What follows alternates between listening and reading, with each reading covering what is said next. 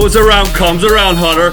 Hello, welcome to the Untitled Wrestling Podcast. I am Jay, who's being very professional, joined by Faye and Ollie again. How are we, guys? Belting. Doped up on painkillers, so this feels appropriate. Yeah. Well, if you've seen the title, you know we're going to be talking about some spicy stuff, which is the hit documentary, Hitman Hart Wrestling with Shadows.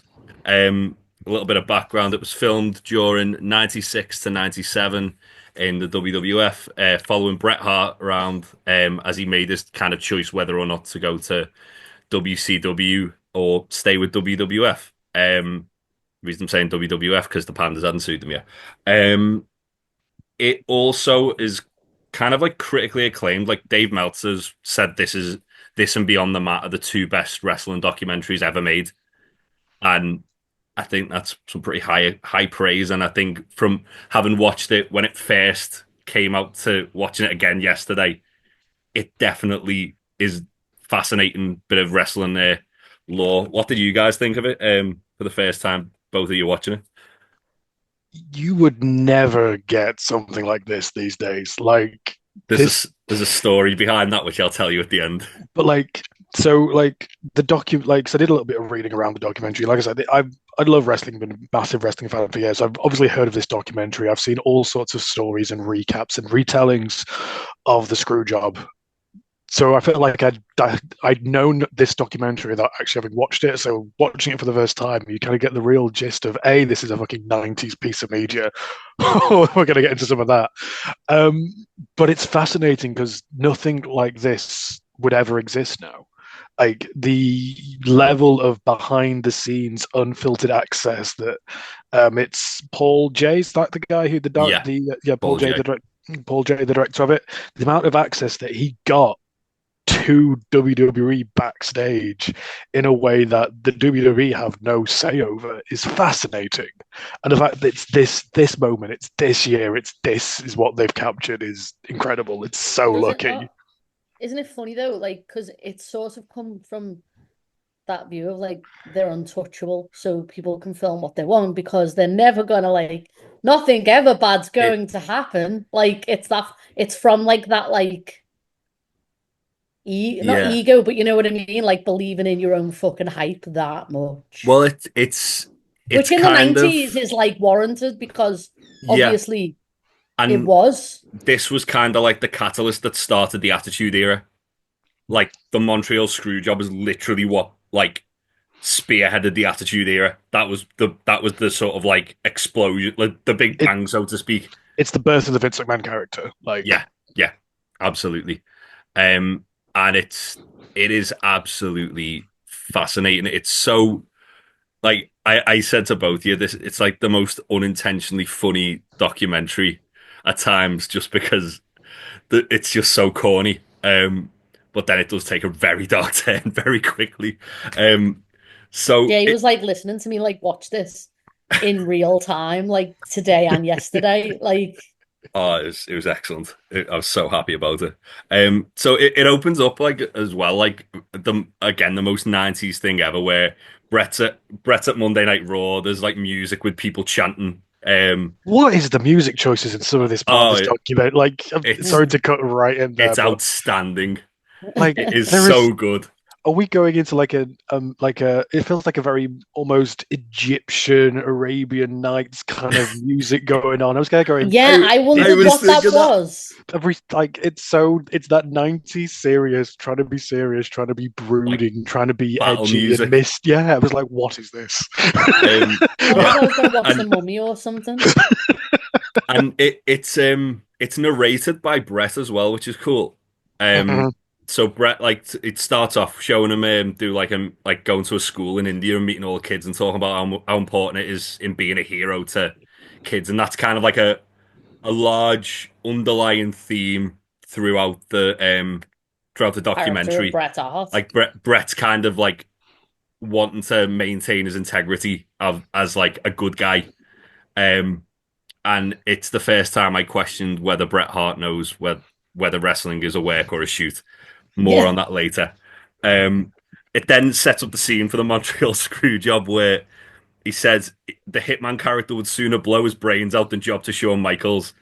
And then it shows the Vince whole Bret screwed Bret speech, the famous speech out in the Raw after. Yeah. And then it kind of like goes back in time a year to when they started filming. Um, I have which to say, during this bit, I think I enjoyed the most of Brett's dialogue was that he was like talking about the different characters that you had on WWE, and yeah, like he ripped and buried everyone. He hated Shawn Michaels, he hated Vince McMahon, but Sonny, they were just friends about Sonny, and that's all there was to that. Had to get that in there. It's like I know you've yeah, both denied allegations for years, but having that one little 10 second of we were just friends, there was always friends, I, there's nothing more than friends, is like, and the oh, this is not reason gonna. why is because his wife was there the whole time. Yeah. Um, Totally fine. yeah, I did like when he's doing that, like he's he talks about Goldust being like complete opposite of his character, and he's like it's weird because like back in the '90s, their approach to that kind of character is obviously very homophobic, Mhm. and Brett's approach to it is he's he's doing it to try and rile up the homophobes as opposed to like what any other guy would probably say at that time, which So it's is like a piss take like type thing. It's not that. yeah, yeah. So the whole Goldust character was it was kind of like pushing the envelope because back in the '90s, being outwardly gay was still very um, kind of like a risque thing, quite a taboo like It was subject. like that Oh, don't ask, it don't was. tell culture, wasn't it? Yeah, Hmm. like you go back to a lot of 90s media and like you did have some shows which did portray gay characters. You had Will and Grace, obviously, quite famously 90s American sitcom. But a lot of like representation of queer people on TV was atrocious. Like it Yeah, was tropey. It was oftentimes always portrayed as campy or effeminate or just Just not. fucking offensive. Like, Yeah, yeah, basically. Um, yeah, so that's an interesting thing of Brett to say. Like Goldust was the let's poke fun at the homophobes, yeah. considering Considering the we way it get was actually portrayed as well. and not Um, to badmouth what we'll get later on, but looking at some of that WWF audience in the crowd that they got oof, speaking to, yeah. is that making fun of them or is that just giving them what they could have poke fun at? I mean, it's kind of like a glimpse into 2025, isn't it?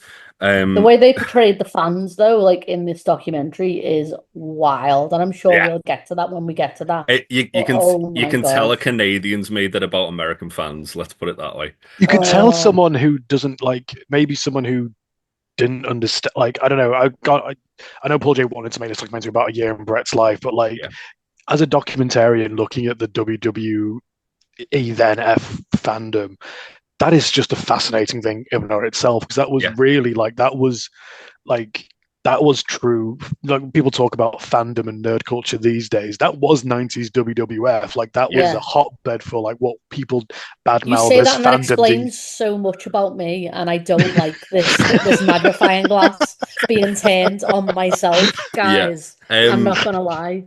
yeah, so there's kind of like three major events that they sort of focus around, which the first one is the In Your House Canadian Stampede, where they're showing it, which is a show that was in Calgary, Brett's hometown, and it was the Heart Foundation versus like Team America essentially.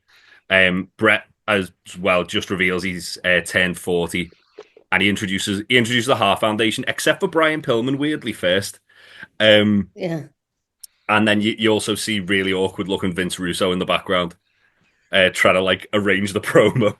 Um, and yeah, and then there's a bit where Vader's talking about building a shopping center, which the fact that Vader was like a a a businessman. building surveyor was insane. I did not know that. Um, and then yeah, the the Sonny and Brett just friends bit. No sunny days here.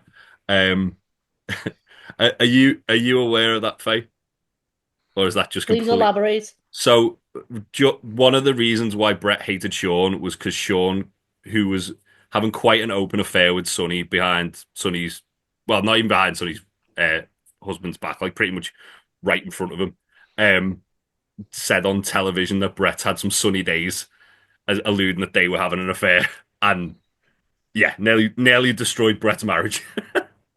Wow. Yeah, that's why Brett hates Sean. Well, part of the reason. One of the many reasons I think at the one time. one of a few. But it's okay because they're friends now, right? Well, yeah, they are now, but Brett's like Brett's weirdly chill nowadays compared Is to, he? Unless you talk about Goldberg. well, if you bring up Bill Goldberg, he gets upset, but yeah.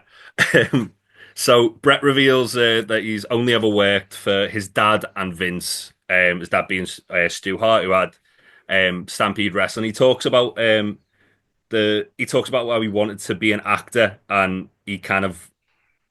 he joined the Stampede just to sort of save Stampede from going under, and then Vince bought it when he monopolized the territories. And it goes on a lot about Brett's childhood and Stu, and The, obviously, the filming and editing around the retelling of Stu Hart's life oh my god, it's outstanding. and the The images they had. recording of that guy in the dungeon. What the fuck? I love the way the guy's going, "Oh, sir, you're not gonna stretch me, sir." And then Stu Uh, Hart's just like trying to rip his arm up, and he goes, "Yeah, I'm gonna bring your hand around There here." is there is so much to talk about in this. Like this one little bit Oh, alone, I was there going, but what is this retelling? You have Brett talking about Stu going to old men's shooter clubs to get stretched and mauled, yeah, and then shows like these very it black and plays the white and videotapes as well. yeah, and then it Like, moves and you on can to Stu. hear the guy crying. Then it goes into the dungeon and talking about like how they recorded Brett and his brothers went it's down and so started good. filming a session. And you just hear this guy wailing like, Yeah, this guy sounds like he's literally being beaten and like like badly like hurt, and it's just like this can't be legal. And This then so they were like, like we had a so much hole in of our this. ceiling There is and you so could much see of this it. that you so much of this that you like if you like heard about a wrestling gym down the road in that did half the stuff that Stu did to his it, apparently his sons and sons' friends is monstrous. It's What yeah, I want to know monstrous. though that is like, what if you were just going round to like go and have a cup of tea? And apparently you could hear the screams in the living room because there was a yeah, hole in the because the floor. because so though it was the basement, so you can't really see like it that well in the documentary, but I've seen it on like other like documentaries about Brett where the basement had like loads of like really low hanging pipes and like a low ceiling. And it all kind of like went through from another room up the like sort of side. So that was why there was that like sort of hole in the front room.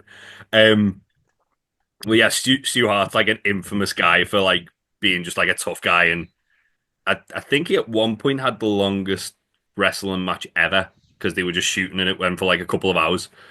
Um, but yeah, he's insane. It's cool to see Stu Hart, even though you can't understand half the shit that comes out his mouth. Yeah. Um, and it also makes me up the way that it goes from Stu Hart like trying to like kill a young man to Brett then talking about I've never hurt anyone, I always work safe. You wouldn't know it, but I always work safe. And Your dad Oh, didn't. well, it's that's one of the first weird precursors though for Brett, isn't it? Because he obviously got retired by an Aaron Goldberg kick, and he's talking about like protecting his opponent and not worrying about getting hurt himself, and then stuff like that. I was like, wow, it's bizarre foreshadowing. how much foreshadowing for the next 5 years of Brett's life happens in this documentary.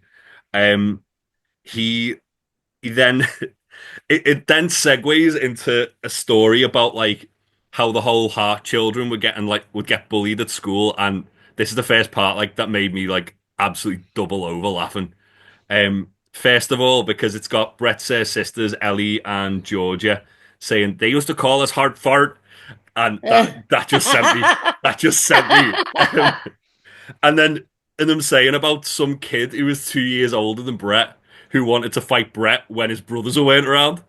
Now, the age difference between like Brett's family, because like Stu and Helen Hart were like extremely fucking um they had a lot of kids, let's put it that way. They had like They eight were a eight religious family. was it 8 sons and 4 daughters, 8 sons, 6 daughters, Something something like like that. that, yeah. Something like that. Like the I know Smith Hart was like 20 or 21 when Brett was born. Smith. Um Smith was like the oldest one. He was Okay. he was the one who later on when they're talking about like doing the angle with the family members, the one who had like the black hair, who looked a bit awkward, who was a bit older. Um, and yeah, so Brett tells this story of fighting this bully, and it's the fucking best story. So he's saying, "Oh yeah, I knew I had to fight this bully, and one of the teachers he wished me luck and give me a high five, and then I beat the What? snot out of that kid, and all the other kids lifted me up, and then it's like literally showing footage from WrestleMania 10. Yeah. He compares it. He compares winning the He does. title at WrestleMania 10 to beating the shit out of They- some kid who was 2 years older than him, with the teacher giving a high five. The kids apparently picked him up and started cheering with him. Like they- this is the end of some fucking Mighty Ducks 1980s kids movie.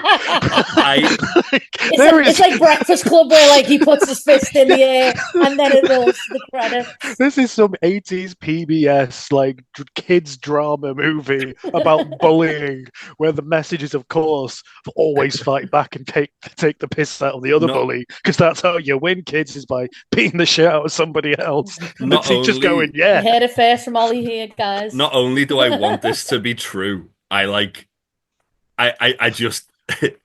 just it's just the fact that he's like goes, oh yeah, it was kind of like WrestleMania 10, like as if we just realized that. It's like, Brett, you've absolutely just made this story up and then realized you've just told us about WrestleMania 10 and you're too committed to the bit now.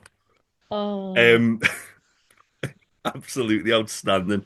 Also, I have to say, at this point of the documentary, we have already had about 3 or 4 topless Bret Hart videos of him hell yeah. just with his family, And topless. there was that Out bit and about, Cooking in a topless. Yeah, like Just there was cooking in that the bit where kitchen. he was cooking a roast and he was just wearing jean shorts. And it was like, what the fuck, Brett? The most Bret Hart. Canadian thing. Bret Hart does not own a top. Uh, He's I allergic to shirts. I just won. Have you seen that picture of Brett from like I think it's like '94 where he's wearing the double denim and he's sat on like a rock looking out over a lake? Isn't That that should- the one that everybody's campaigning to have on the Canadian I dollar? was saying that should be on Canadian money for sure because it's outstanding. But yeah, then as we said, it goes to Stu stretching the students while the other two students, like it's like a little boy and another guy who's like not as like sort of like beefy as this big fella who's getting like stretched. Yeah. And they're both like sort of laughing nervously while Stu's like, and what I'm gonna do, I'm gonna bring his arm around here. I'm gonna make all the blood vessels in his eyes burst. It's Yeah, like, he's like, you can burst your tongue. And he's like, if I hold your hand here, it's fine. But if I bring it He's all the like- way over here. and the guy's like, I can't feel my throat, sir. Please, sir. Yeah, he's going, yes, sir, give me more, sir. Like this is Oh some my kind God, of master and it's- sub kind of weird It's wrestling video that you'd see on some fetish site. Like this was wild. it's It's for the outstanding. girlies. This one's always been for the Tumblr girlies. This one was.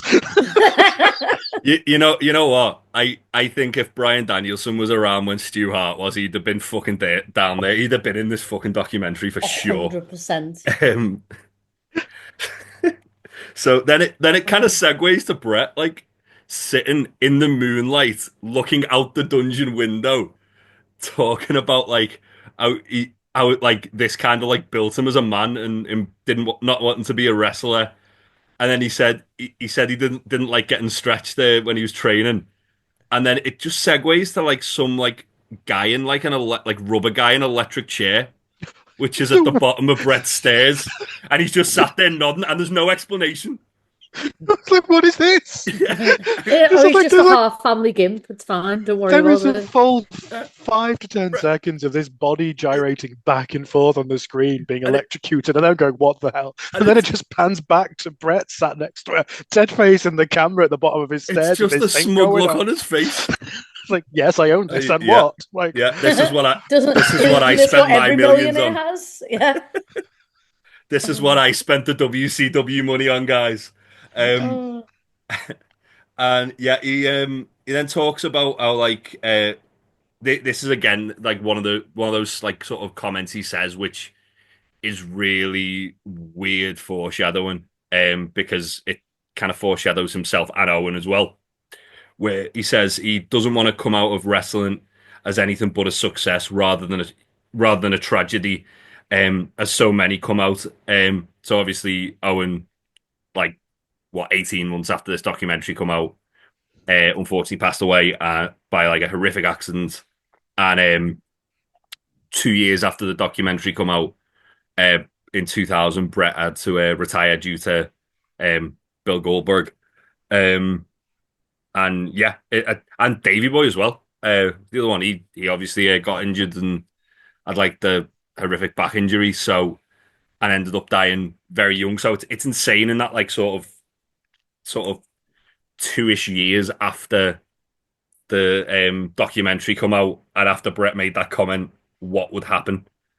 Um, we then kind of segue to Bret talking about how he thought he'd retire in WWF, and this is where like sort of the big turning point of the documentary happens, where Bret gets an offer from WCW. Vince, it's for $9 million over 3 years.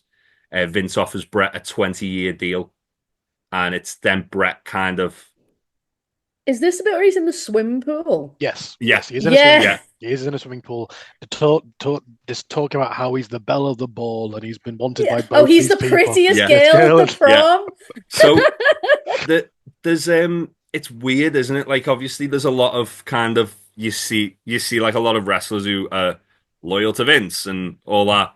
And this is kind of like a precursor to what you see now when anyone kind of like the thing I'm thinking of recently is obviously like Ospreay and Okada going to AEW and the people going, oh, they're just going there for the money. And it's Yeah. like that's been ingrained in wrestling fans by the whole Bret thing here. So Bret kind of says, I'd like to make money, but I also want to be loyal to Vince. And then it shows him going out. Because Vince is his wrestle dad. Yeah. Because he references that an uncomfortable amount of times. Yeah. It is staggering, like this, because Bret isn't the only one to talk about basically this kind of relationship that he had with Vince. Like we look at the past couple of weeks around WrestleMania weekend, where you had John Cena saying that he loves Vince McMahon, even still now with everything that we know about him. That's taking that heel character far. That's just as generous for But that was like before that, though, wasn't it? Yeah. Like that was even before like Cena's heel turn. But like you have so many of these big names talking about like this almost fatherly relationship, this love they have for Vince, and it's like I can't think of any other industry where they have this, where like the employees weird loyalty. Yeah, this almost cult-like worship of one man who. Yeah, it's like they fell for the ultimate work pizza party. I'd say the closest probably like Saturday Night Live with like Lorne Michaels, but even then it's not like this. This is like, as you say, this is kind of like cult-like levels of like loyalty. To this day, you have people still essentially still licking up to Vince, even though we know everything we do about him now. Yeah. And if it's not that, then it's the company, the WWE in and of itself. And it is wild that is still like it's been there from obviously 60s, 70s, 80s, 90s, and it's still there now. And it's crazy. Like it's crazy that there is almost like this, you can't besmirch them, or you're then seen to be the bad guy. You take a deal elsewhere, you're seen to be you're selling out, as it were. And it's like, Jesus. It literally, looking at that and then thinking of what like tribalism in wrestling fans is like nowadays, it was I didn't realize how bad it was back then. Like I thought, oh yeah, if the internet was around, it would have been fucking bad. But Jesus wept. It is like brainwashing. It really is. But it goes on to show Bret in the ring, basically announcing he'd signed a new deal, saying he'll be with WWF forever. And then he kind of like goes, shows him like arriving at the Canadian Stampede show after this, and him saying like how important loyalty is to Bret himself as a person. And then it shows like a really weird moment where Bret and one of his kids like go over to Vince, and Vince trying to people, and he's like, wait until you're bigger, and it's like, could you say something more Vince McMahon coded? He literally looks like if you put like a gorilla in a suit and asked it to act like a person and just blend in. Like that's what it's like, and it's so weird. And then there's like a reoccurring thing where whenever Bret's like going to talk to Vince, he's got one of his kids with him. And then he just turns around and goes, right, go and bother them or something. Like this one, he goes, right, go and bother the headbangers. It's like they what? Just the au pairs, the nannies, Brett's for the kids. But then it It shows does feel later like the there's so headbanger's many. babysitting his kids. Yeah. Honestly, also something that I've noticed watching this, all the fucking Hart wives hate Vince McMahon. Oh yeah. Like, oh my God. They don't even go into it that much. That's the funny part. That's just like they all see through his bullshit. Yeah. Like it's wild. So Brett then talks about wanting to get his family involved in an angle because it's in Calgary. It shows Brett and Brett talking to his brothers Smith and Bruce. Bruce Hart, the guy with the sunglasses and the blonde hair. Brett fucking hates him. Like in his book, all he does is just say how much he hates Bruce.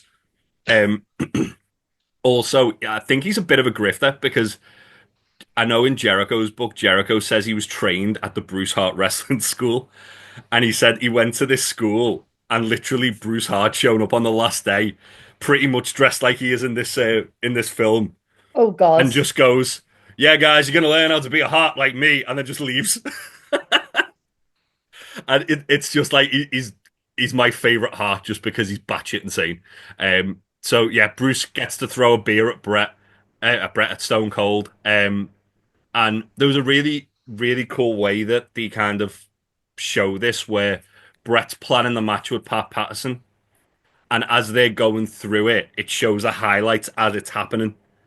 Um, and then there's that bit where Bruce swirls Stone Cold and then falls over the barricade, which I was absolutely doubled over laughing about. Because it was the most Bruce Hart thing I've ever seen. Um, and yeah, also if you haven't seen that match, it's very fun. Like, definitely go back and watch it. Um, then it segues to Brett being in the car with his son Blade, telling him about breaking his sternum against known. Oh, that crack you hear on that Oh, video that was definitely is piped in. oh, That was definitely like piped in though. Against known cigarette salesman Dino Bravo. Um, if you're not sure about what I mean by that, Google it. Um, and yeah, but my favorite part of that was Brett saying, "Oh yeah, I didn't really feel like I should be losing to Dino Bravo, so me being a bonehead, I kicked out of the pin, and then I just rolled he onto put the his foot on outside the and ropes, got didn't he? counted out." Yeah. It's like, what the fuck, Brett? And this is kind of like he says about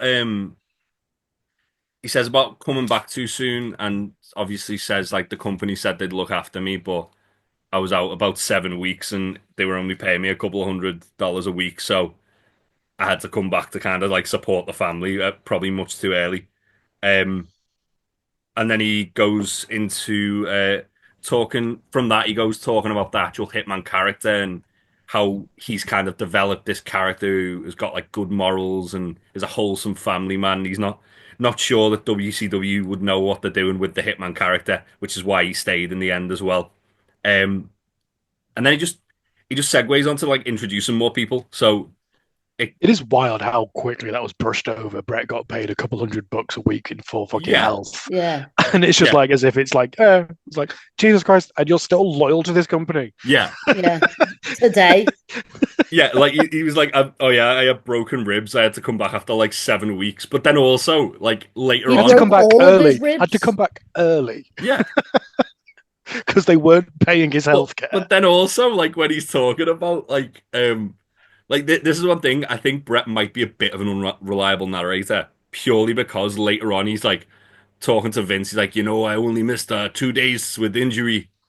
I've never Yeah. missed more than 2 dates. And it's like you literally talking about missing 7 weeks earlier on.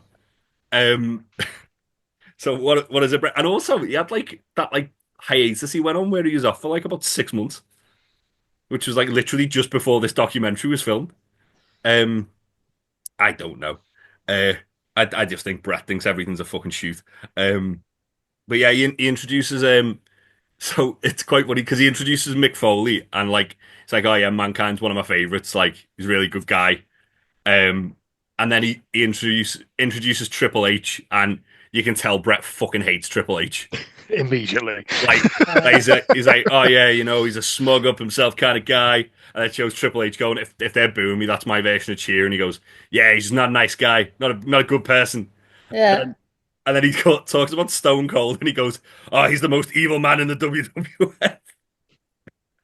And obviously they're feuding at the same time, but it's like he goes, Like Brett, do you know that this is like that they're not these people? yeah.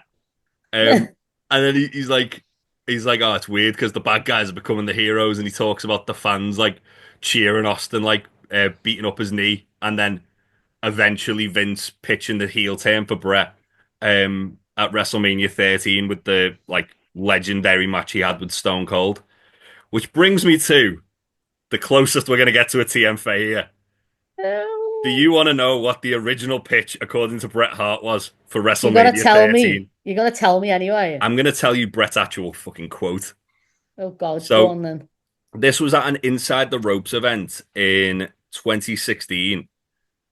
Bret wasn't meant to be there. He just came on stage and told this story. It was Jim Cornette and Jim Ross who were like the guests, and Oh Bret my was just God. in the crowd and just decided to come up and tell his story. And he says, um, I remember we talked about my understanding was when I left that meeting that day was that I was going to come back. I was going to have a bit of a chip on my shoulder towards Sean, start ragging on him for not being a good role model, and then to because I remember watching him on TV and he pull his pants down, show his pubes and all that. Being the so-called hero baby face of the company, that's not a good way to present yourself. I just remember sort of making a note in my head, and the more I saw Sean doing stuff like that, pulling his pants down and getting the kids dancing and all that in the ring, it'd be easy for me as a babyface to take exception to what Sean was doing. But I thought really what it was a chance for me to make a storyline here with Sean, where I lost the title to him at WrestleMania 12, got a bit of a chip on my shoulder, and that I lost. The way the whole thing was set up was perfect for me to come back with a bit of an attitude about Sean. And what I would wanted to do was work a storyline with Sean where I'd wrestle him at WrestleMania. We would have had a really good match. So that sounds so far so normal, right? Rematch Yeah, from WrestleMania 12. And then he says, Sean was a great wrestler, one of the best I ever worked with, maybe the best I ever worked with in a lot of ways. I had an idea where I was gonna, if you could visualize, like it's like a 35 minute match. Me and Sean would have tore the house down, a really great match, and the place is going crazy. Basically a duplicate of the Iron Man match all over again, but we wouldn't go the full hour.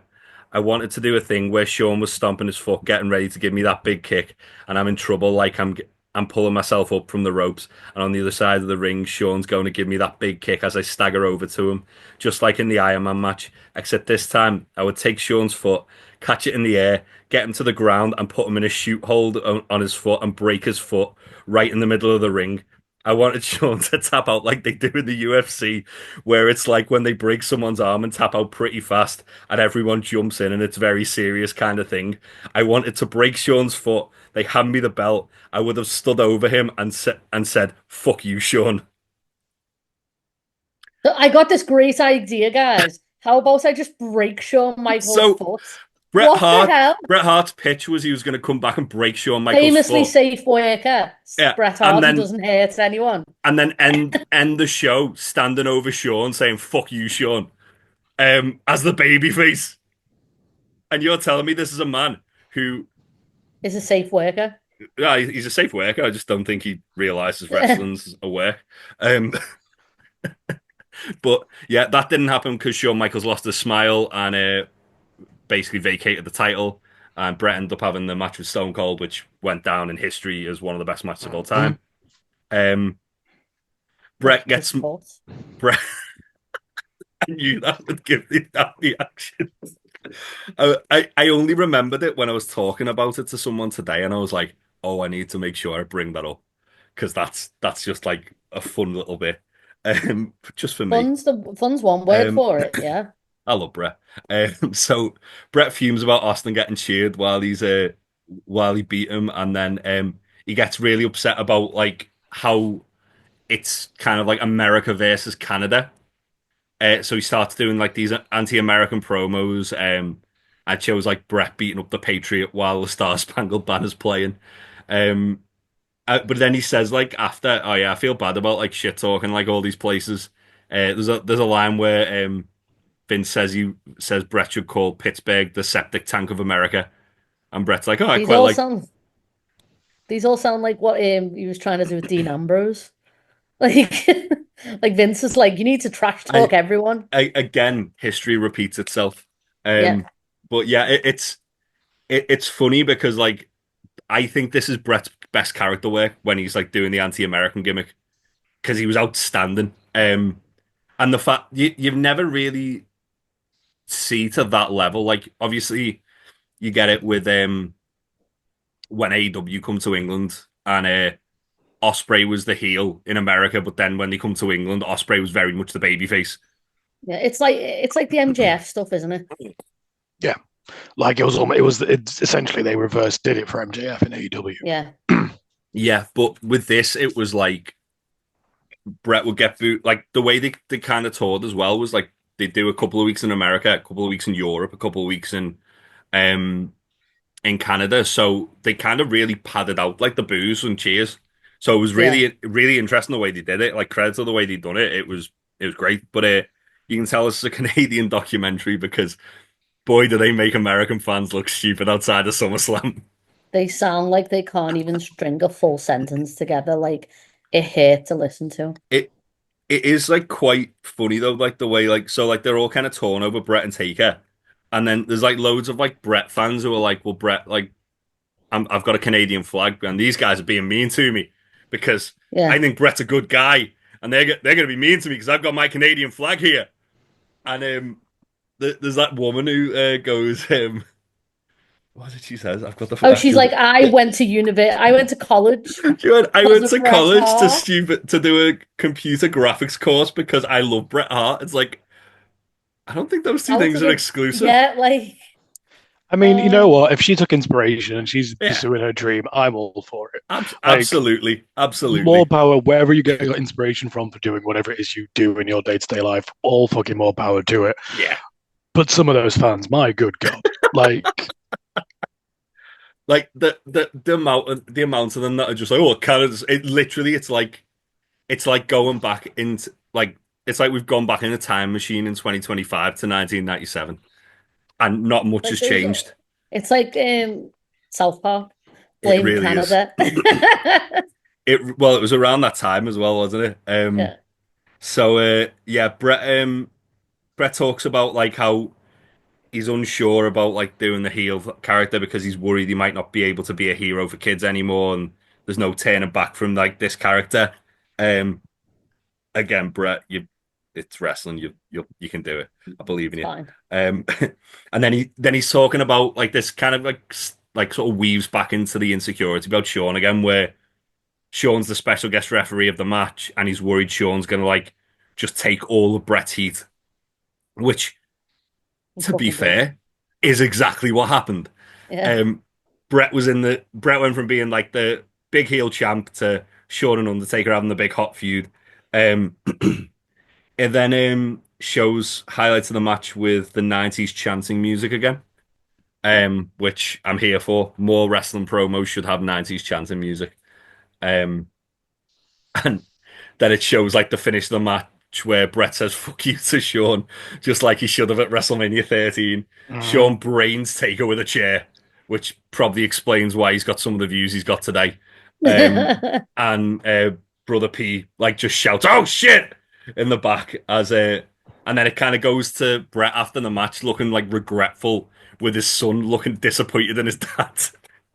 Oh my And God. like some proper like sad country music starts playing, and like then it does like a training montage of Brett like um being like getting ready for the Survivor Series match essentially. Um, and then it goes to With the trainer going, you got another 10 years in you. yeah. Yeah. It goes to the trainer guy going, oh, this guy's got He 10 says years left. 14, I think. He's like, It, yeah. he says 10 years left, and then Brett's like compares like all this training to being in prison, but like being like a kind of like gang leader in prison where he's They got just want to like get out eventually. He's just yeah, yeah, he's like I've got a fancy cell, and it's like what are you talking about, Brett? Um, and then it's tied again himself into a 20-year contract. I yeah, know. which if he had have honored that contract, that would have expired in 2017. That's wild. Yeah. Um, and yeah, Bret would end up retiring in 2000. So 3 years after that was shot. So he got a third of the way, I guess. And then it goes to Bret's wife, Julie, who very quickly becomes my favorite person in this entire Oh, she's documentary. so She's the great. best. And she's like saying, "Well, I'm ready for him to retire now. I wish he'd just come home." Which is kind of like, again, as you say, Faye, it's like the reoccurring thing with like the Hart wives. Like Owen would always say he was going to retire at 40, Yeah. and then he died at 39. Um, him and Martha had made like in Brett's book. Brett says him and Martha had made plans where like Owen was gonna retire and become a fireman. And obviously that didn't happen. Sadly. Yeah, and then it shows the kind of the rise of HBK and DX and the Attitude Era, and Brett kind of like disapproving more and more. Oh, he fucking hates it, doesn't he? Yeah. And then it goes to Madison Square Garden, which is kind of like the next big pivotal thing of the tale. Where it shows Brett's like talking about how he hates Shawn Michaels, and that shows like Shawn, who's clearly like pilled up to his eyeballs, Yeah, chasing one of Brett's kids and like nearly like tripping over him. Um, yeah.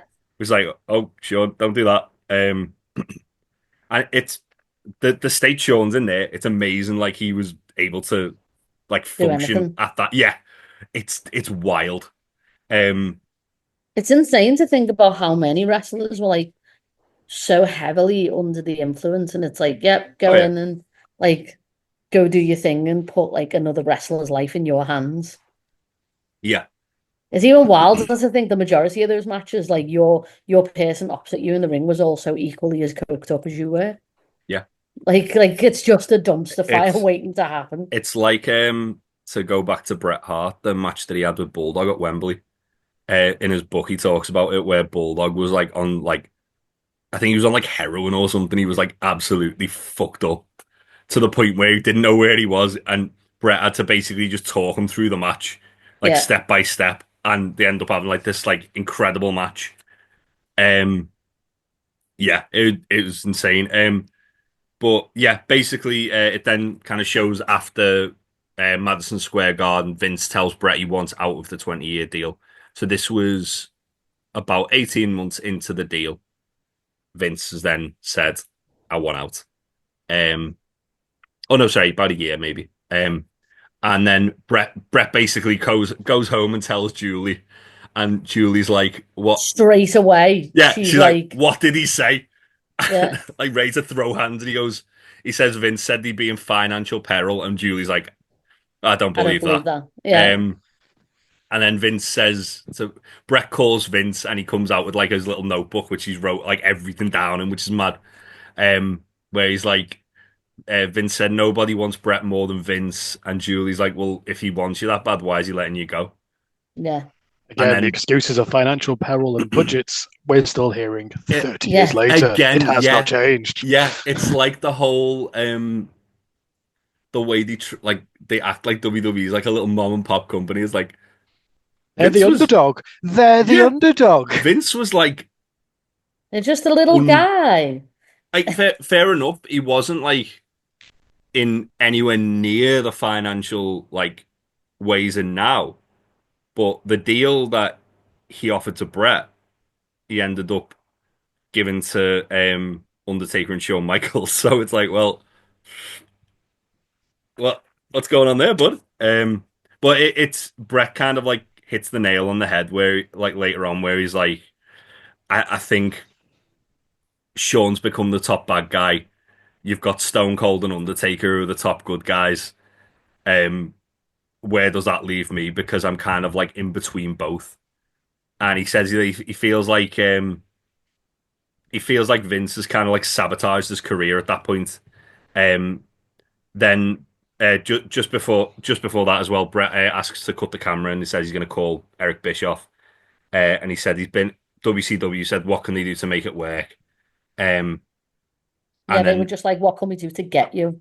So yeah, like they weren't and like, Vince Vince basically says to Bret, "What would you do if you had like if you were me like in that situation? What would you do with you?" Sort of thing. Um, and Bret was like, "Well, yeah, it's your job to do that." Um, And there's this really weird like it's really sad where like Brett's like just stood there and he faxes his resignation papers off and he's just like Oh, 20 seconds, that's a 14-year career just gone.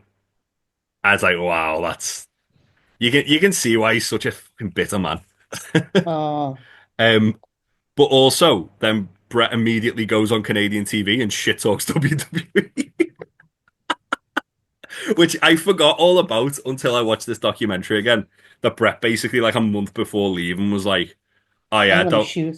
I don't like, yeah, just started shooting. Like, I don't like the creative direction. I don't like It's where it's sleazy. going. But at the same time, you had the reports and rumors of Brett's contract got leaked, right? Like the people in the Well, Well, crowd apparently knew. Vince did it. Vince is who leaked it, apparently. And that's, again, this is something that WWE have done time and time and time again. Look at Brock versus Goldberg at WrestleMania 20, where both guys were out of the contract at that match and the fans just tore it apart. Um, the amount of times they kind of do it as well, it's insane. If it's not that, it's how many times you hear someone gets released and it's like, oh, they were problems backstage, or they were Yeah, selfish, or they were this, that, and the other, and it's just yeah, like, no, like, yeah. that's just absolute bullshit. You're Look, trying to dismerge somebody on the way out. look at the whole the thing that got leaked to Meltzer this like couple of weeks ago with those releases, where it was like Meltzer said I was told they weren't improving and they weren't training hard enough, and Mm-hmm. then like Gigi Priscilla, yeah, Dolan, or now Priscilla Priscilla Kelly and Elena Black both Black. come out Yeah. and were just like, well, that's bullshit. We I was weren't there getting, every week. yeah, we weren't getting enough from there, so we were training elsewhere after. Um, And the guy who did it was in Chase U. They were saying he had issues oh, with regards to Duke not Hudson. wanting not wanting to work Evolve, and that, or like he was it. What they Oh, released. yeah, Riley Obson. Bradley Osborne, that was it. Yeah, Yeah, yeah. They, he was injured when they released him, which is shitty and the first thing to do. And they're like, oh, there was issues regarding like not wanting to work Evolve. He's like, no, I worked both those shows. My wife just yeah, gave birth. Like, I came back straight away. Like, yeah. It's things do not change. yeah, they're but they're the good guys. And yeah, like you see kind of Vince's reaction to this as well, and he's just like a fucking psychopath, isn't he? He really Mhm. is. And it's mad as well because there's that bit with Meltzer where he's on like that TV show and they're talking about Brett's comments. Um, and he kind of like says, "Well, to be fair, like I I agree with him. Like a lot of it Yeah. isn't like if you've got like if you're that good at writing storylines, you don't need You don't to need go sex for and long low like, hanging fruit. You can go for something that's like meaningful yeah. and then there's that like guy who's like from like MIT allegedly who's like saying, "Oh, but it's entertaining as a fan though, isn't it?" It's like, shut up, you Yeah, dickhead. he's like, I have problems with what they say, but as a fan, it's great. And it's like, what the hell are you even talking about? Yeah. And yeah, as I say, Brett then kind of goes, Vince leaked out that he was leaving, and everyone started saying Brett sold out. And he blames Vince for a lot of the stuff that they had to say to each other in regards to like um Brett and Sean had like a sit down. And this is fascinating because like it's in a limo, and the people in that limo is weird because it's Honky Tonk Man, which why the fuck's Honky Tonk Man there? Because as far as I was aware, he wasn't in WWF then. Could have been his It's limo. could have been his Yeah, limo. It's Jim but the it Anvil was. Neidhart, and then Brett and one of the WWF lawyers is sat next to Brett on his phone, which is very bizarre to me. And the only reason why I know he's one of the lawyers is because there's a bit that we'll get to a little bit later where Vince goes up to like into Brett's locker room with the lawyers, and he's one of them. And it's like, well, that's very odd that he's with them. Um, and yeah, Brett kind of talks about like how Sean said something about Stu Hart being dead, and then Vince was getting Brett to make Vince was homophobic. like, I want you to say that he's gay. And it's Yeah, like, and Brett said he like how uncomfortable that made him, which again, like in that time was really I was quite surprised by that. I was fully expecting like them just be like, yeah, whatever. But it's cool to see Bret like just seems like a Such cool an guy. ally. Yeah. Um, but yeah, he kind of like blames Vince for a lot of like everything that they kind of have to say and a lot of stuff that like making him kind of do a lot of stuff that he's uncomfortable about. But then he kind of reveals as well that he's got a reasonable creative control in the last 30 days of his contract, so he doesn't get screwed. So Bret clearly had a feeling what was going to Yeah. happen. And then he Well, that's also, why he was like, I trust Earl Hebner and well, yeah, stuff he like said, that. I got Ale to swear on his kids. I was like, fucking hell, all right, Bret. Like, it's a wrestling match. Um, and yeah, it basically like goes back to where we are at the start of the documentary, and Bret's just saying he doesn't want to lose to Sean in Canada. He'll lose anywhere else, just doesn't want to lose to him in Canada. Um, and then again, Brett talking about the whole like that'd be like the hitman blowing his brains out, and then it goes. Well, In Vince's precariously placed dressing he room. said one other thing. He did, he did actually. I forgot to write that down. Oh God, There was another questionable thing that Bret Hart said. Bret Hart has a couple of questionable things in this yeah, piece. One of which obviously equating losing to blowing his brains out, which is, yeah, I guess it was the 90s, it was a different time. But he also says it would be akin to I completely forgot about that. Oh being yeah. Yeah. Yeah, yeah, yeah, Yeah. akin to being R-worded, yeah. for sake of yeah. And it's just Which like because I was watching, like I said, watching this for the first time, kind of like had it on, kind of almost kind of like in the background. I was at this point I was doing something else, and I just heard that and I go, what now? yeah, you all right, Brett? Ollie, I Um, had to take 2 separate breaks watching this. yeah. Like, I mean that's like the way you watched it as well. It sounds like you got like the funny part out the way with. Then you had a and then break, I was and then like, you I'm got you got stopping it to now. you Like, got to like Montreal, like the Vin, like MSG wasn't it? Vince breaking the contract. I was like, oh God, Faye's gonna have a yeah. really fucking bad time watching that third part. Yeah, I mean, I mean, let's not forget about Vince's office. well, we'll get Oh to that my in a fucking God. moment. Yeah, I mean, again, this goes back to the whole. Does Brett know this is like it Like, is it's predetermined? yeah. Like that's a I Well, completely there was that whole thing where he was talking about like people. They had right. I think towards the start, he was like saying how like, oh, people always complain that like wrestling's fake or this and that, and it's yeah. like, but it like, but Tim's like, no, but it is real, it is genuine. There is like, Hmm. and I can see what he was trying to say, that yes, there is real emotions. Yes, obviously there is real physical bodily harm. You know, the guy busted his own rib cage for about up to Yeah, 7 weeks. Yeah, that's what I mean when we get bring up like that, like wrestling, like fake real thing. Hmm. It's like the physical stuff isn't. You You know know, what I mean? Like you're not intentionally hurting your opponent. And I'll always argue that it's harder to like fake hurt somebody than it is to really hurt somebody. yeah, Like and make it look. it's harder to powerbomb someone through a table and make it as safe as possible Yeah. than Yeah. just doing it and going, we'll break your neck then. So I That have this thing of like, yeah, it is real in that aspect. that's just reminded me of when he's talking about being a safe worker, and he goes, "You see me kicking a guy in the face, but it doesn't leave a bruise, does it? Eh?" Like, And then he's like, I shoot kick this guy in the face. And it's like, and what point are you making? and then he wanted to shoot break Sean's foot. Yeah, and Um, he wants to break Sean's foot. but yeah, it's so bizarre, like the way he kind of like. I mean, I think you see this with a lot, like you do see this with, I think with some kind of artistic types who are really yeah, into their art, be it acting, painting, theatre, whatever it is. You get some who are so invested in it that there is almost an overly serious it, nature in like the passion they have for it. And I can kind of see that with Bret. Bret yeah, is one of those it, people who is so fascinating and good at what they do. Like people, he's not got the nickname the best there is, the best there was, the best ever will be, without being probably one of the fucking best ever. yeah, So I get As having the passion for it. as somebody who's done drama, like it's what I did in uni and stuff like that. Method acting is absolutely like it's that whole like Are you circles of saying that attention thing. Bret Like, Hart's the Daniel Day-Lewis of wrestling? no, no, I'm not. Jesus Christ. Would that not be like Ric Flair?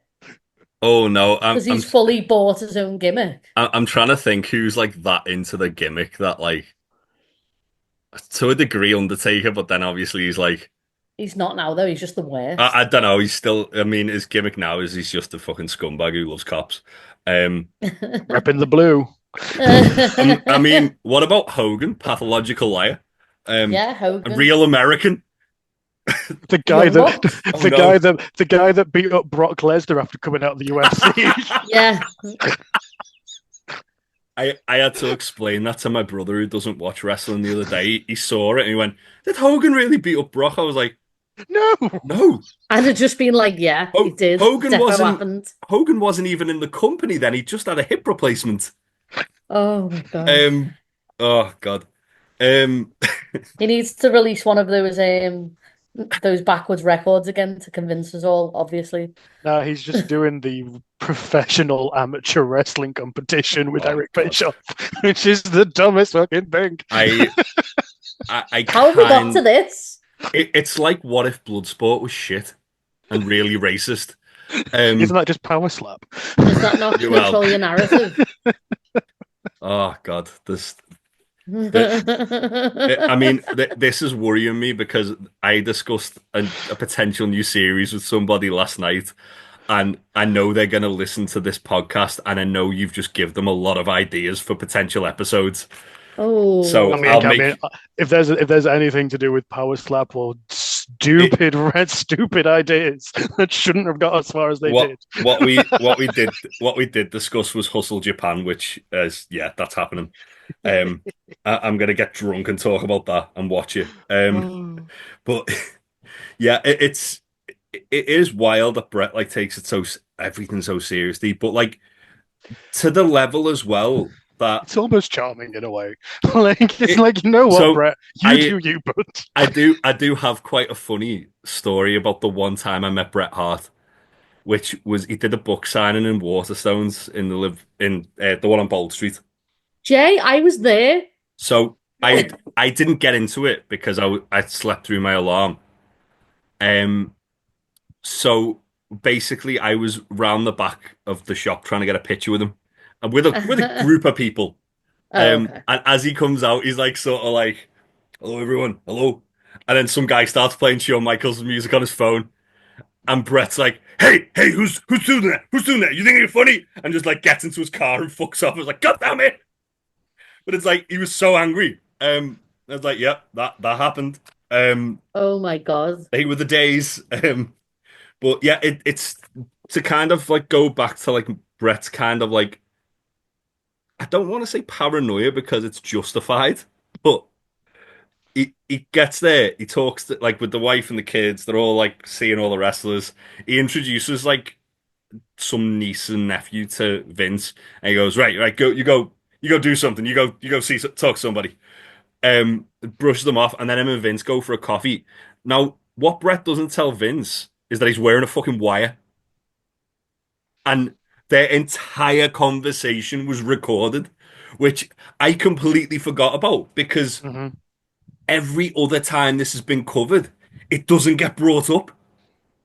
It's because of the part of the doc, because like it was fascinating because this comes back to like Paul J just having to capture this moment, this year in the life of Bret Hart, so fantastically, fortunately, because I don't think we're originally going to do this, were they? Like the finish, I guess wasn't there like I think I read that like the filming had kind of wrapped a month prior, but then it's the build up to Survivor Series, like let's film your last match. So I think it was meant to wrap at Madison Square Garden, and then obviously that was where Brett's contract got like Brett told like we're going to end your contract, and it was like, well, we'll go to his last WWF match then.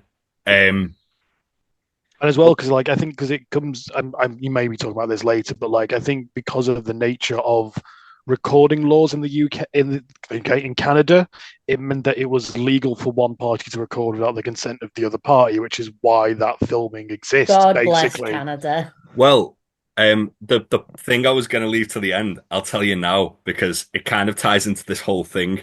So WWF had signed over the rights to footage and the rights to everything. Um, Wild. when You would not get that when these days. so it's very similar to the Vince documentary with the way that Vince kind of like backed down, but no, I don't want any more of this. And it's like you've already signed your rights over to Mhm. Netflix, knobhead. Um, so Vince was basically holding their part of the footage.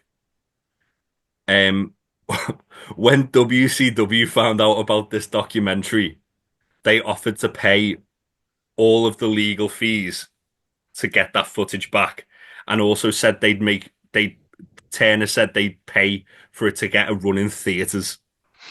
I saw that. So then WWF went, yeah, you can just have it. It's fine.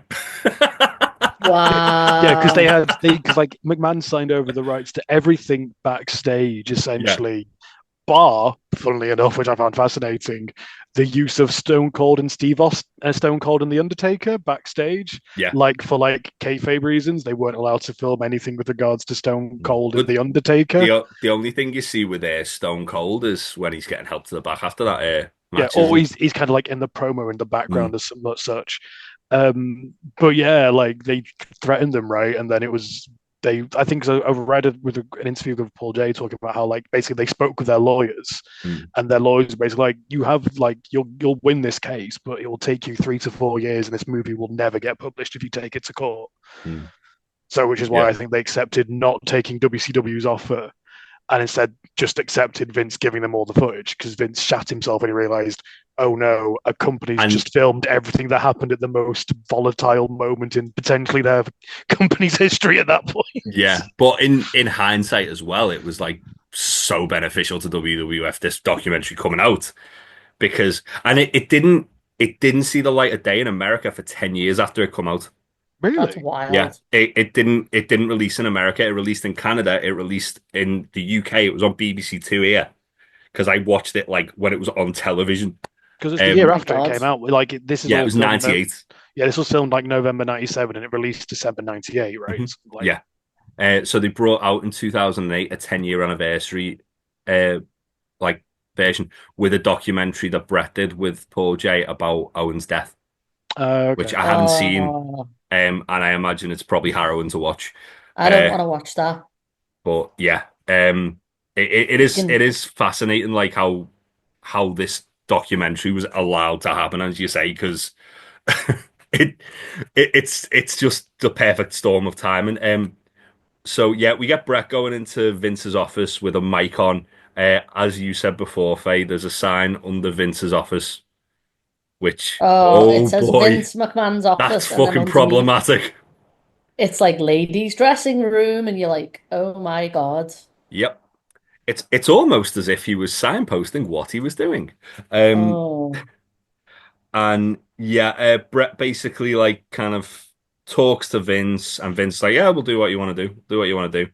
Um, and he's like, oh yeah, it's gonna be like a and disqualification. yeah, Vince just lies through his teeth, and then you see Vince and Hebner getting like the sort of Vince getting like his TV makeup put on, and And Hebner Vince, stood by Vince looking fucking terrified.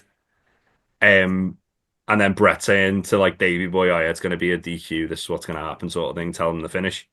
Um, Hebner looks like he's regretting every single one of his life decisions. oh yeah. Well, I mean, a couple of years later, he get fired for selling t-shirts. So yeah, selling bootleg t-shirts. But yeah, so then it kind of shows the highlights of the match. Brett enters, and it's really cool where Brett with like his whole family walk into a like walk into the entrance. His son's carrying the Canadian flag and then hands it off to him. And Brett goes out. It shows highlights of the match, which if you haven't seen the match again, it's so good until the finish. It's probably Brett and Sean's best match until the finish, which is insane. Um, and it does the same thing as it did with the Calgary Stampede match, where Brett and Pat Patterson are talking through the like spots bit by bit as it gets to the finish. And the finish is that Sean's going to lock in the sharpshooter, Brett's going to reverse it, lock in his own, and then all the guys are going to pile up the back and it's going to be a DQ.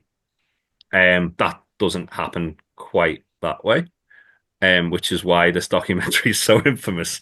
And it's So, so quick, isn't it? oh yeah, so for anyone who doesn't know what happened, um, basically Sean puts a sharpshooter on Bret. Vince immediately says, "Ring the bell, ring the fucking bell." Hebner rings the bell and runs like fuck to a parked car outside. Because it's so fascinating as you were saying, Brett, describing what was meant to happen. You see it all kind of happen. Yeah, You see where they come off the top rope and both, ref goes down, Michaels goes down, Brett goes down. Michaels gets Brett in the sharpshooter, and he's talking about how, like, they were all meant to go down. Sean was going to get him in the sharpshooter, and then he was going to basically grab the leg and flip it back, and that's when the ref would be up. you even see And Bret grabbing the leg. you do, and that's what I was going to get to. You see Hebner go down, but you then see Hebner get up really quickly for a fucking ref bump in the 90s. Yeah. And then you see, you kind of hear Vince saying, ring the bell. And then you see Bret going for the leg, and you see Michaels fall, and Bret's got the leg, and Bret's like, the fuck is going on?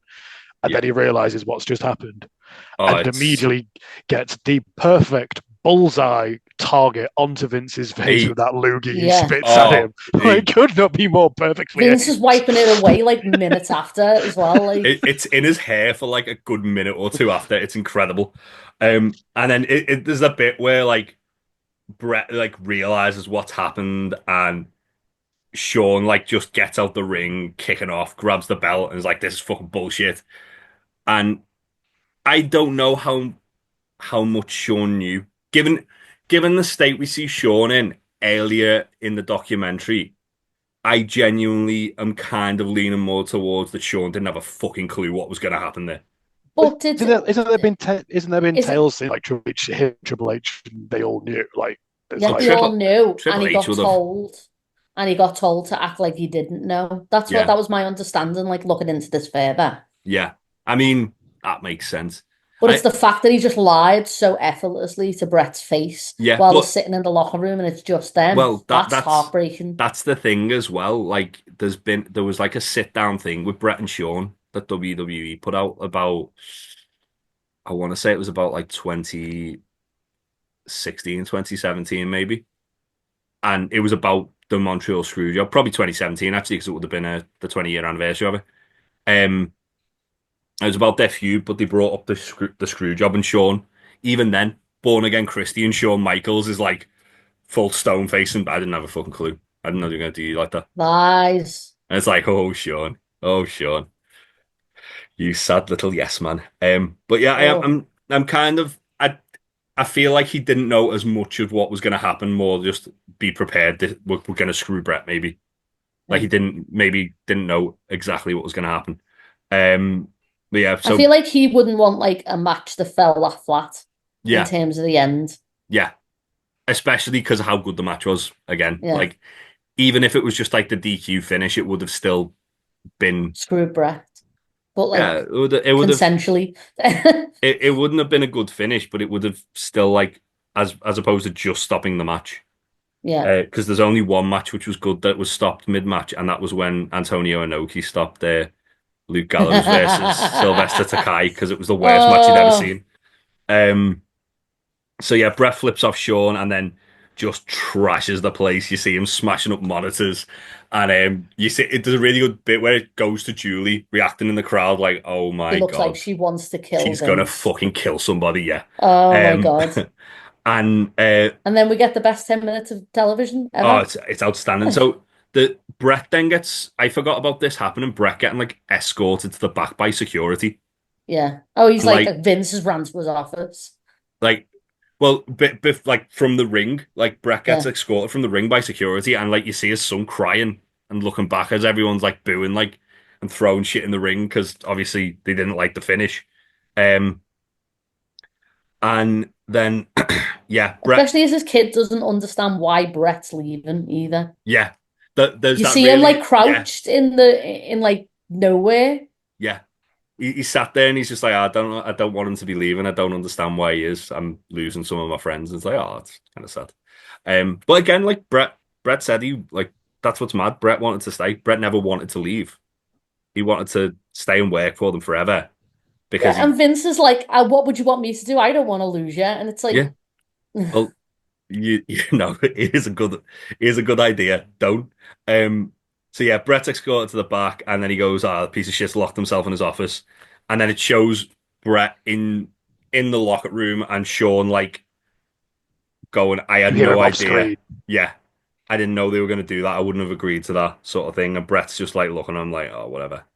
I think at that point as well, Brett feels like, yeah, it's less about him, it's more about Vince. Vince. He said that at the beginning as well, didn't he? Yeah, and then this is where Brett kind of goes, "Oh yeah, camera crew need to go." And this is where we get all the stuff from like that we see him be in The the Be in Dark the Dark Order, Order. where the first, "Hey, close that door," Yeah. and then you see outside you've got the Road Warriors, Triple H, and somebody else, and then Julie's just reading the fucking riot act.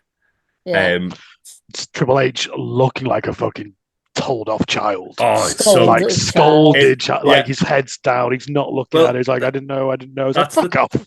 the thing where she's like, "Oh yeah, you and the boys, you're gonna go back to the hotel and laugh and have a couple of beers together, Hannah," and he's like, "I didn't know," and then he says some smarmy remark, and she's like, "One day God's gonna strike you down." I was like, "Get him!"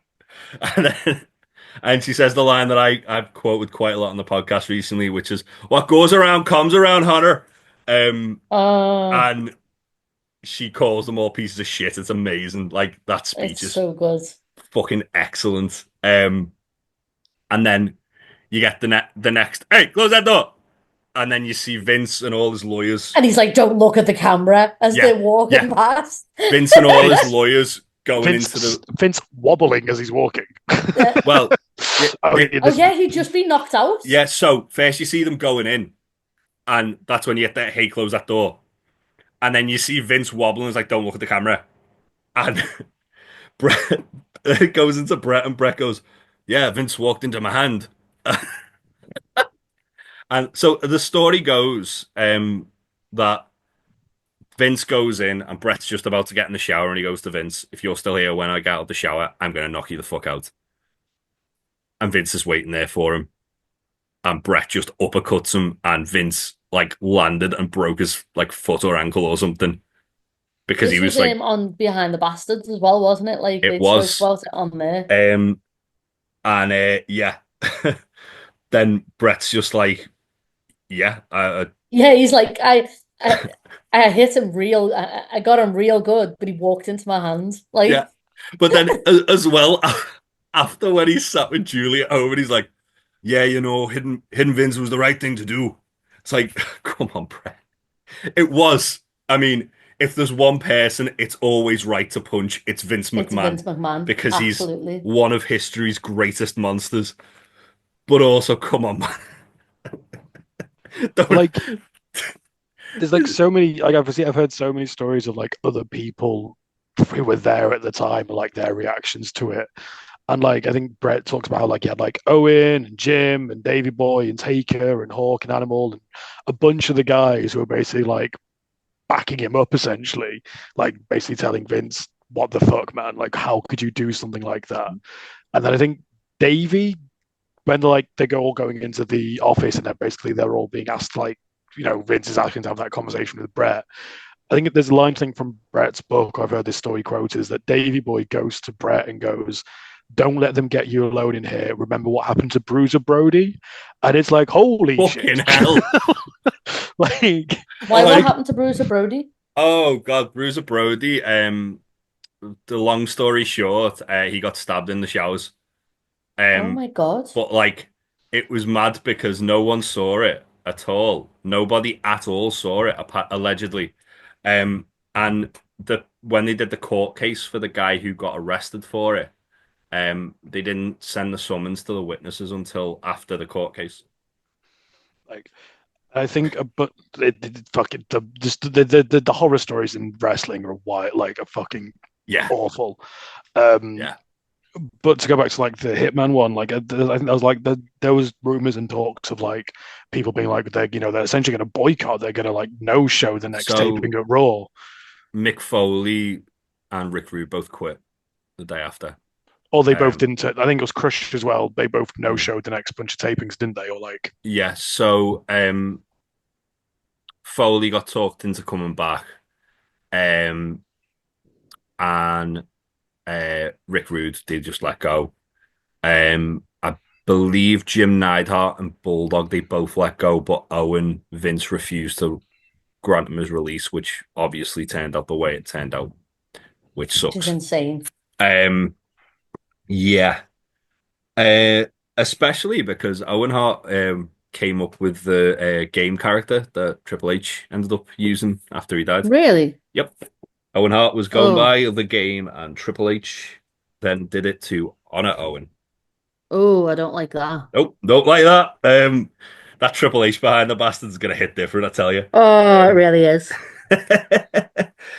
So yeah, then it shows the Bret Screw Bret famous footage again, and I forgot like that they show this as well, where Bret's watching this on telly with his kids, and he's just kind of like laughing and shaking his head, like, "Of course they're doing this." And it just goes to show that Vince is a sociopath, and then it ends with Bret saying Vince treats wrestlers like circus animals and blames Vince's ego for not letting him just get his like send off that he'd asked for.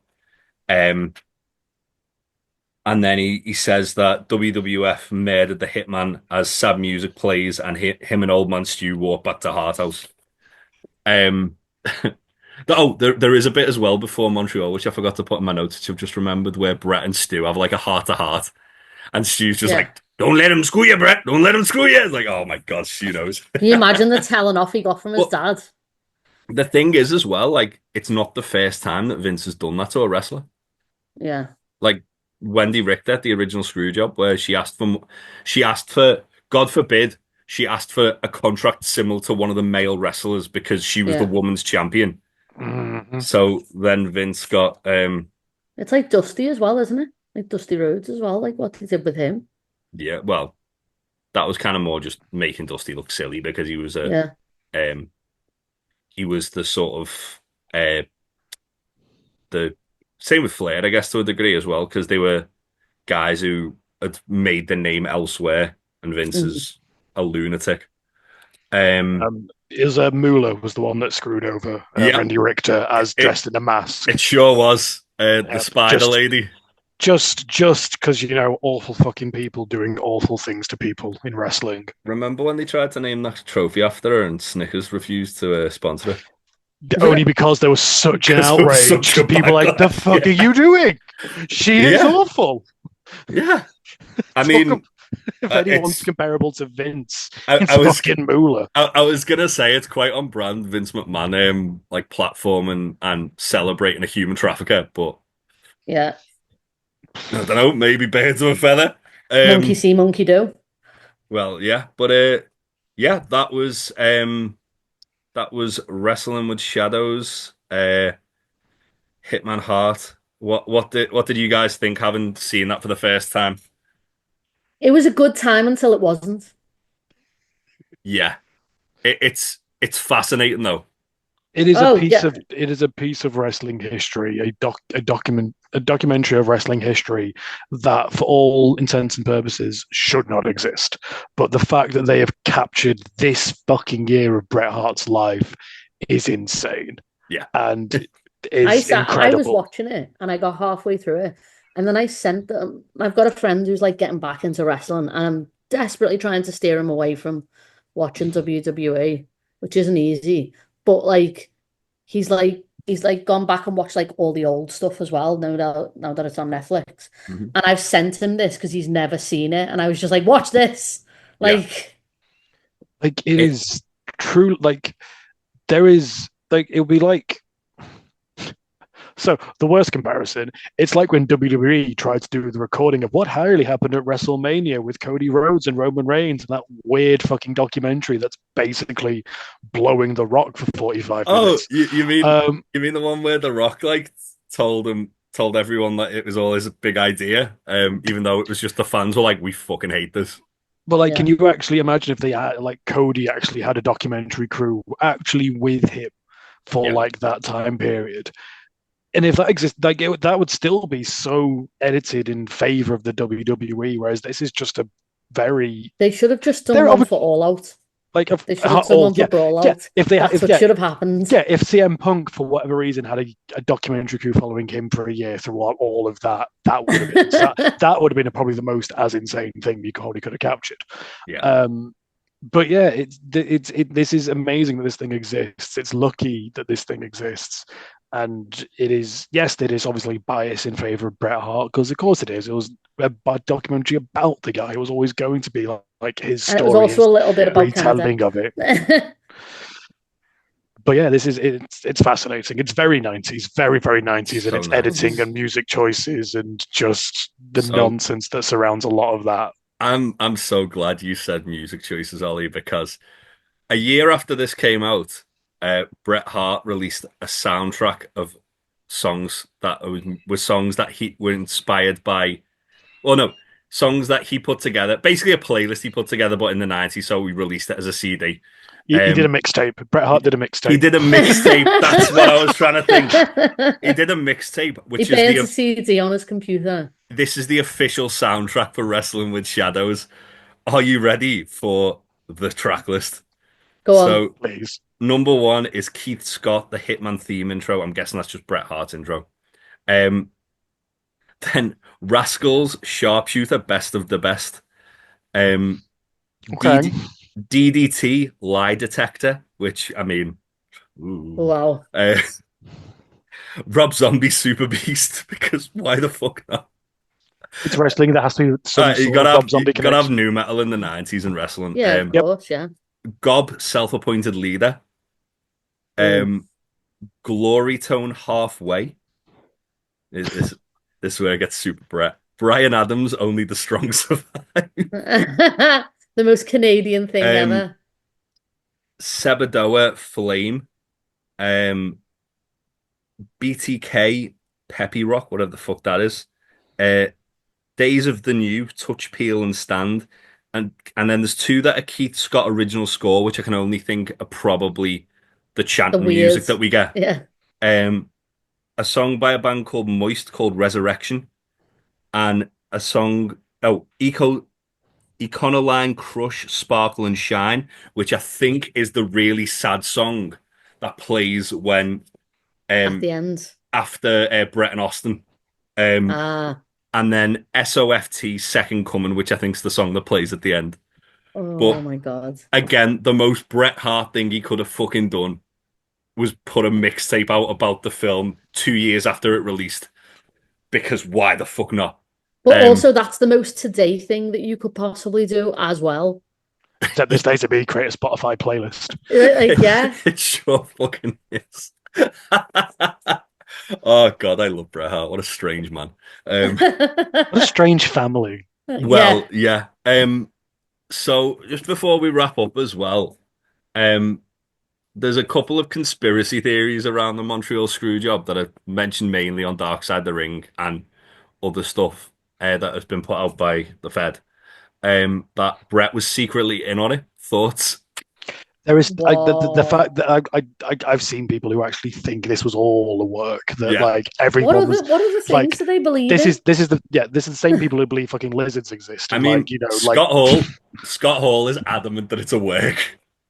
Oh, Scott Hall. But also, Scott Hall at the time was a raging alcoholic and best friends with Triple H and Shawn Michaels, so probably they're not the most reliable. It is weird. There's a couple of things where, like, the fact that Bret's kind of like, I mean, obviously the way they've shot it, they could quite easily go back and shoot this after the fact. If Bret was aware of it, his marriage would be so over because his wife would not stand for that. Well, it's funny that you should say that, Faye, because in 2002, Bret and Julie got divorced. Maybe that's why he was just like Bret's on his third wife now. Oh God. Yeah. So just to kind of like clue people up on what happened after this as well. We kind of touched on it earlier. Within about 3 years of this documentary coming out, Owen Hart died. Davey Boy Smith died. Bret had a stroke and had to retire. Nah, that was ages after, wasn't he? and Shawn Michaels as well. At the time retired because of a severe back injury. Um, Hillman. Pillman, that was the other one. I knew there was someone else. It's weird they don't mention Pillman like almost at all. They have him like do a little promo in the camera, but like when Brett's introducing all the Heart like Foundation members, Yeah, he doesn't even mention him. doesn't even mention Pillman. Or Vince Russo awkwardly walking around making sure Pillman doesn't do anything too crazy while he's on camera.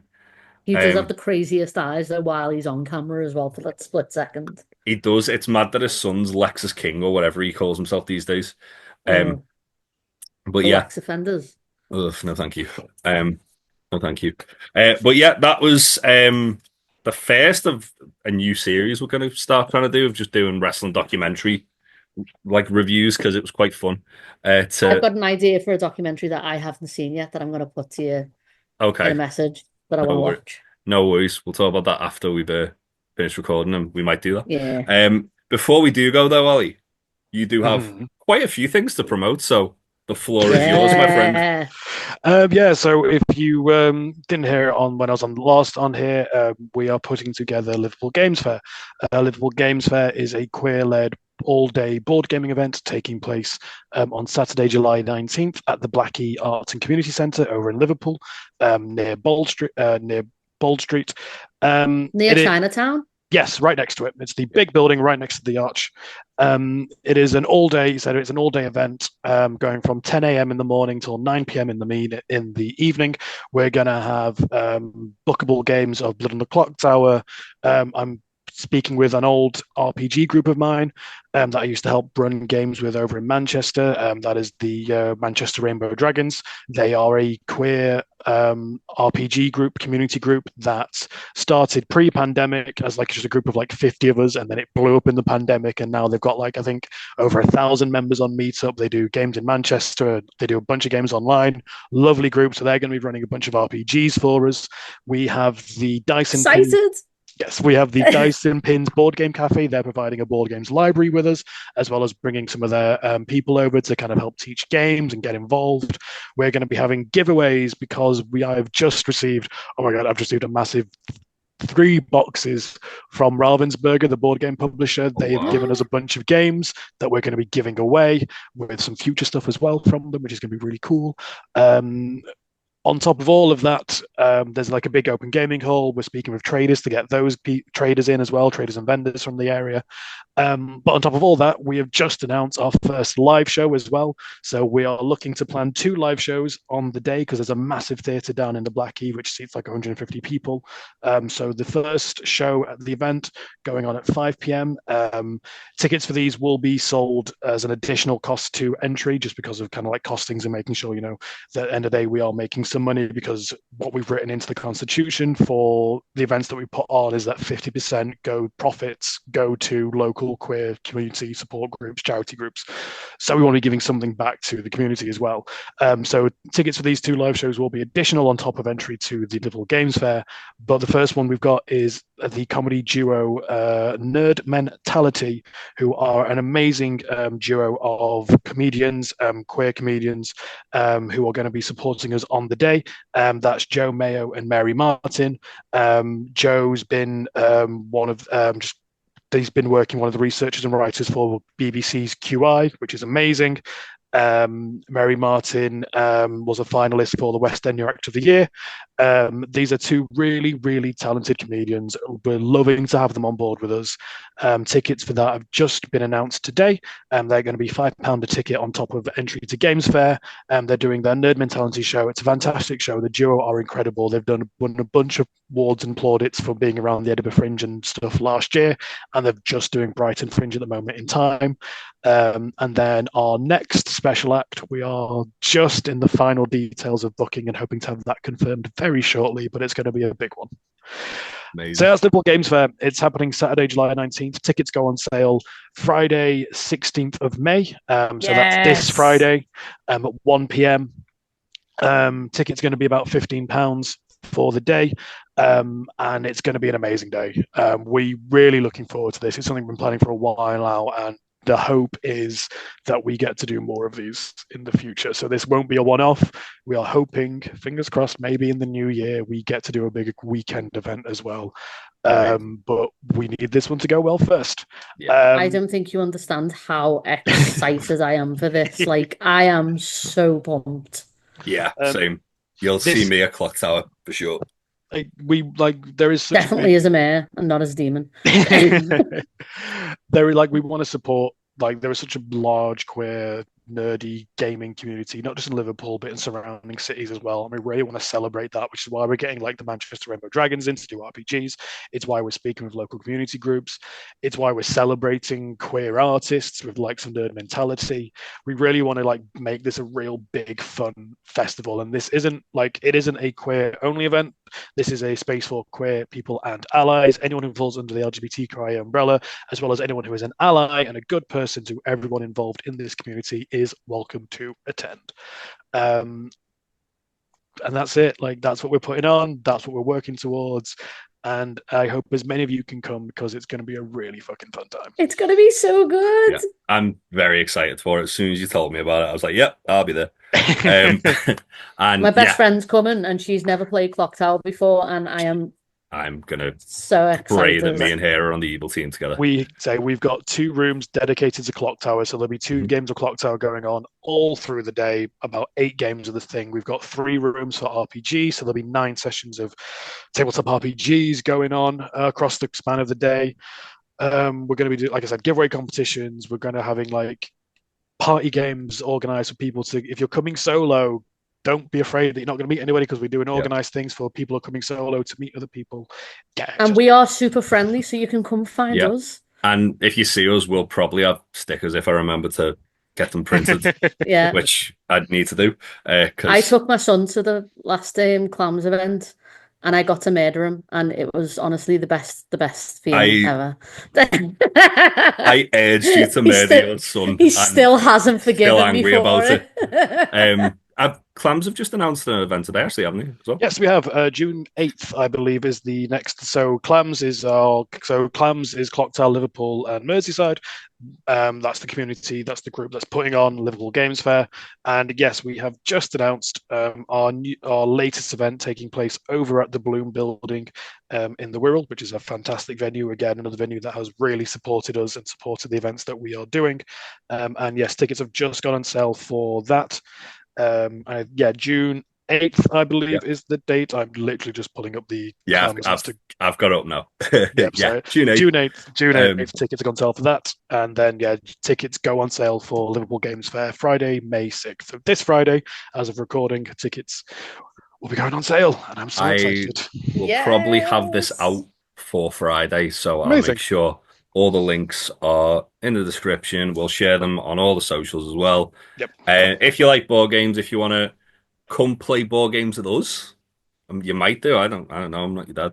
But yeah, either way, it's a really good cause. It's an awesome community. I love being a part of it. I've met a lot of new friends just from going to these events, Ollie included. I went to one, and I've never felt so welcome. That's it. That's the vibe. After one session, honestly, it was absolutely that thing of when, because I've done online games of Clams of Clock Tower, sorry, but doing it in person and then just everyone just being so nice and so chill. And my son, he's gets anxious in new situations sometimes and stuff like that, and he gelled really well as well. So really good for kids as well. Oh god, yeah, anyone, any kids are welcome. We just ask that anyone under, anyone who is under the age of 18, just make sure you're accompanied by an adult. But yeah, no, this is going to be a very fun time, and I'm so excited. Yeah, it's going to be so good. I'm also extremely excited. So yeah, I will be putting all the stuff underneath in the description on both where the podcasts are and on YouTube. That was the other thing I couldn't remember the name of. But yeah, thank you for joining us, guys. I'll also leave a link for this documentary so you can watch it, because it is on YouTube. Please watch it. Maybe watch it and then listen to this podcast. Yeah, it's or vice versa. It's fucking insane.